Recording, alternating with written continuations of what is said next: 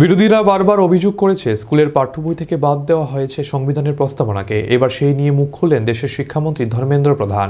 সোমবার রাতে এক স্যান্ডেলে টুইট করে এই বিষয় নিয়ে জানানো হয় এনসিইআরটির পক্ষ থেকে। সেখানে বলা হয়, পাঠ্যবই থেকে সংবিধানের প্রস্তাবনা বাদ দেওয়ার দাবি ভিত্তিহীন। শুধু তাই নয়, আরও দাবি করা হয়, প্রথমবারের জন্য এনসিইআরটি ভারতের সংবিধানে বিভিন্ন বিষয়গুলির উপর গুরুত্ব দিয়েছে, যার মধ্যে রয়েছে প্রস্তাবনা, মৌলিক কর্তব্য, মৌলিক অধিকার এবং জাতীয় সঙ্গীত। একই সুরে শোনা যায় কেন্দ্রীয় শিক্ষামন্ত্রী ধর্মেন্দ্র প্রধানের গলাতেও। সেই সঙ্গে তিনি কংগ্রেসের আক্রমণ করে লেখেন, কংগ্রেস সব সময় ভারতের উন্নয়ন এবং শিক্ষা ব্যবস্থাকে ঘৃণা করে। শুধুমাত্র সংবিধানের প্রস্তাবনা থেকেই সংবিধানের গুরুত্ব প্রকাশ পায়। কংগ্রেসের সেই ধারণা থেকেই প্রকাশ পায় সংবিধান নিয়ে কংগ্রেসের কেমন ধারণা। শিক্ষা ব্যবস্থায় একাধিক বিষয় নিয়ে আগেও প্রশ্নের মুখে পড়েছিল কেন্দ্র। এবার সংবিধানের প্রস্তাবনা নিয়েও অনেক প্রশ্নের মুখে পড়েছে।